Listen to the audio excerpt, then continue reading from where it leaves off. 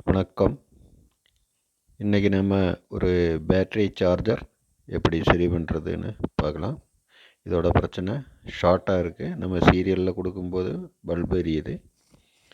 அப்போது ட்ரான்ஸ்ஃபார்மர் இல்லாட்டி ரெக்டிஃபயர் போர்டில் ஷார்ட் இருந்துச்சுன்னா அந்த மாதிரி வரலாம். அப்போ அதுக்கு முன்னாடி நம்ம அதில் இந்த மாதிரி பிரச்சனை வரும்போது பாடி ஷாக் அந்த மாதிரி இதெல்லாம் செக் பண்ணணும். ஃபஸ்ட்டு அதெல்லாம் பார்த்துட்டு தான் செக் பண்ணணும். ஏன்னா அந்த மாதிரி ட்ரான்ஸ்ஃபார்மரில் எரிஞ்ச கம்ப்ளைண்ட்டுனா ஷாக் அடிக்கிறதுக்கெல்லாம் வாய்ப்பு இருக்குது. அப்போது அதெல்லாம் நம்ம ஃபஸ்ட்டு செக் பண்ணிவிட்டு தான் பார்க்கணும். இப்போ இதை கழட்டிட்டு மெயினாக வந்துட்டு ட்ரான்ஸ்ஃபார்மரு லீடு கழட்டி விட்டுருவோம். கழட்டி விட்டுட்டு ட்ரான்ஸ்ஃபார்மர் எப்படி இருக்குது, ரெக்டிஃபயர் எப்படி இருக்குதுன்னு செக் பண்ணி பார்ப்போம்.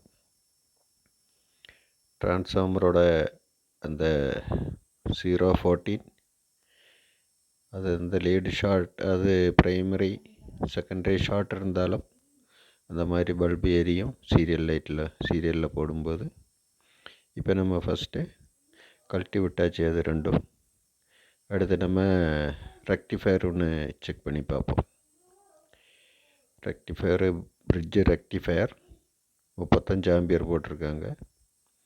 முதல்ல ரெட்டு பாசிட்டிவ் டெர்மினலில் வச்சுட்டு செக் பண்ணும்போது ஓம்ஸ் காட்டாது.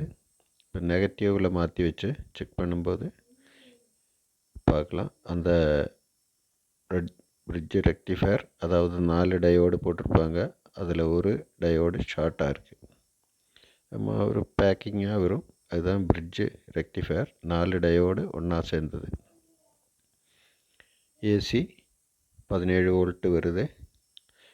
மேக்ஸிமம் இதில் இந்த மாடலில் ஒரு 18-19 வோல்ட்டு வரைக்கும் ஏசி வரும். அப்போது இது கட் ஆஃப் போர்டு உள்ளது. அப்போ அதில் கொஞ்சம் அதிகமாக தான் வோல்டேஜ் காட்டும்.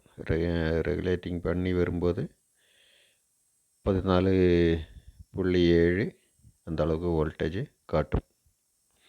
இப்போ பிரிட்ஜு ரெக்டிஃபயரோட ஒரு டயோடு, அதாவது ஒரு டெர்மினலில் ஷார்ட்டு காட்டுது. அப்போ நம்ம அது 35 ஆம்பியர் பிரிட்ஜு மெட்டல் ரெக்டிஃபயரு அது மாற்றி நம்ம வேறு போடலாம். இப்போ நம்ம வேறு ஒன்று எடுத்துருக்கோம். அதே மாதிரி பிளாஸ்டிக் டைப்பு. இதில் முன்னாடி ஒரு சைடு கொஞ்சம் கட்டையாக விட்டுருப்பாங்க. ஒரு சைடு எட்ஜு, அதுதான் நமக்கு பாசிட்டிவ் டெர்மினல். அதுக்கு நேராக பின்னாடி இருக்கிறது நெகட்டிவ் மைனஸ் பாயிண்ட். அப்புறம் லெஃப்ட்டு ரைட்டு ஆப்போசிட் இருக்கிறது நம்ம ட்ரான்ஸ்ஃபார்மரோட ஏசி லீடு கொடுக்கக்கூடிய கனெக்ஷன். இப்படி தான் அதோட கனெக்ஷன். அப்போ அது நல்லா சுரண்டிட்டு நம்ம சால்ட்ரிங் பண்ணியாச்சு. இப்போ பாருங்கள், அது ஒரு பட்டையாக இருக்குது ஒரு சைடு, அதுதான் பாசிட்டிவ். அதுக்கு நேராக பின்னாடி இருக்கிறது நெகட்டிவ். லெஃப்ட்டு ரைட்டு சைடு நம்ம ட்ரான்ஸ்ஃபார்மர் லீடு, செகண்டரி கொடுக்கக்கூடிய லீடு. இதே கம்ப்ளைண்ட் ட்ரான்ஸ்ஃபார்மர் ஷார்ட் ஆனாலும் அந்த இது வரும். ஆனால் இது ட்ரான்ஸ்ஃபார்மர் ஓகேவாக இருக்குது. ஏசி அதில் ஒரு 17 வோல்ட்டு பக்கம் வருது. அது ஓகேயாக இருக்குது. 2 ஃபால்ட்லேயும் வரலாம். அப்போ ரெகுலேட்டர் சைடு அந்த கட் ஆஃப் போர்டில் தர இருந்தாலும் இந்த மாதிரி பிரச்சனைகள் வரலாம்.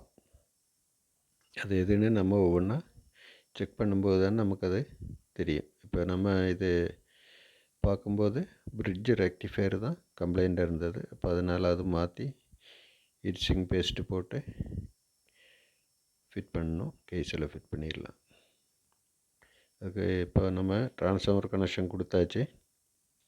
அடுத்து நம்ம பாசிட்டிவ் நெகட்டிவ் அந்த இதுவும் அதில் சால்ட்ரு பண்ணிடலாம்.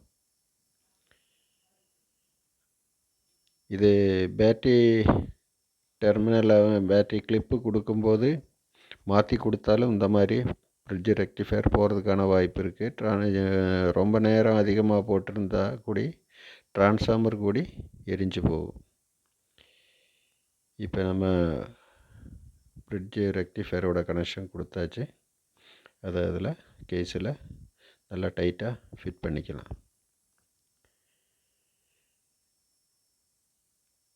இந்த மாதிரி கிளிப்பு மாறும்போது தான் அநேகமாக இந்த மாதிரி ஃப்ரிட்ஜ் ரெக்டிஃபையரெல்லாம் ஷார்ட் ஆகிறதுக்கான வாய்ப்பு. அது வயரு கூடி ஒரு சமயம் எரியும். ஆனால் அது வயரில் ஒன்றும் ஆகலை. ஆனால் இதோட அந்த ஆம்பியர் மீட்டர் கம்ப்ளைண்ட் ஆகிருக்கு. அது ஒர்க்கிங் இல்லை ஆம்பியர் மீட்ரு. இப்போ நம்ம அந்த பவர் எல்இடியோட கனெக்ஷன் கொடுத்துடலாம்.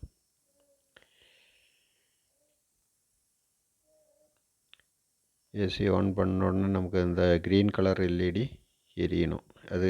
அதோட கனெக்ஷன் நமக்கு இந்த ஏசி ட்ரான்ஸ்ஃபார்மரோட செகண்டரி அந்த லைன்லேயே தான் ஒரு ரெசிஸ்டன்ஸ் போட்டு கொடுத்துருப்பாங்க. அந்த கனெக்ஷன் கொடுக்கும்போது நமக்கு ஏசி ஆன் ஆகும்போது அந்த க்ரீன் எல்இடி எரியும். இப்போ அது ஓகேயா இருக்குது, எல்இடி எரியுது. ஆனால் அந்த பேட்ரின்னு எழுதியிருக்கிற அந்த அடியில் உள்ள ரெட்டு எரியறதில்லை. அது துரு பிடிச்சு போயிருக்கலாம். அப்போது துரு பிடிக்கும், இல்லாட்டி வந்துட்டு ஏதாவது ஷார்ட் ஆகிற டைம்லேயும் கூட அது போகிறதுக்கு வாய்ப்பு இருக்குது. இப்போ டிசி வோல்ட்டு செக் பண்ணலாம். கரெக்டாக சார்ஜிங் வோல்ட்டு வருது. இப்போ பேட்டரியில் செக் பண்ணும்போது 13.3 தான் இருக்குது. சார்ஜிங் கொடுக்கும்போதும் 14.7 நமக்கு இப்போ வருது. அடுத்தது அந்த ரெட் எல்இடி இது லெக்கு துரு பிடிச்சிருக்கு. அப்போ அது நம்ம மாற்றி வேற போட்டுக்கலாம். இப்போ அது கொடுத்தாச்சு. இந்த ரெட் எல்இடி நமக்கு பேட்ரி டெர்மினல் கரெக்டாக கொடுக்கும்போது அது எரியும் டைரெக்டாக. அது பவரை ஆஃப் பண்ணாலும் ஆன் பண்ணாலும் அதுக்கு சம்மந்தம் இல்லை. டைரெக்டாக பேட்ரி கனெக்ஷனில் தான் அது இருக்குது. இப்போ நம்ம டெர்மினல்லாம் கரெக்டாக கொடுத்தாச்சுன்னா அந்த இது எரியும். அதை செக் பண்ணிக்கலாம். அப்படி இப்போ அது ஓகேவாக இருக்குது. ஆம்பியர் மீட்ரு போயிருக்கு. அது அந்த ரவுண்டு டைப் நம்மக்கிட்ட இப்போ கைவசம் இல்லை. அதனால் அது ஒன்றும் பண்ணுறதில்ல. அது இப்போது அநேகமாக இப்போ எல்லாம் வர்றது கொஞ்சம் டிஜிட்டல் டைப்பு மீட்ரு தான் ஜாஸ்தியாக வருது. இது அந்த ஓல்டு டைப்பு.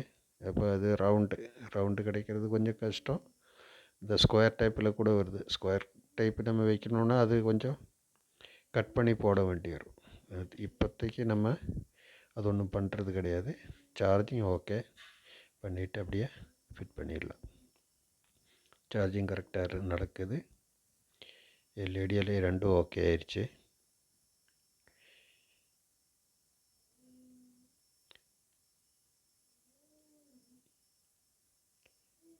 இப்போ எல்லாமே கரெக்டாக இருக்குது. நம்ம கடைசியாக கேஸ் போட்டு மாட்டிடலாம். வீடியோ பிடிச்சிருந்தா எல்லோரும் சப்ஸ்கிரைப் பண்ணுங்கள், லைக் பண்ணுங்கள், ஷேர் பண்ணுங்கள். அடுத்த ஒரு வீடியோவோட மீண்டும் சந்திப்போம். வணக்கம்.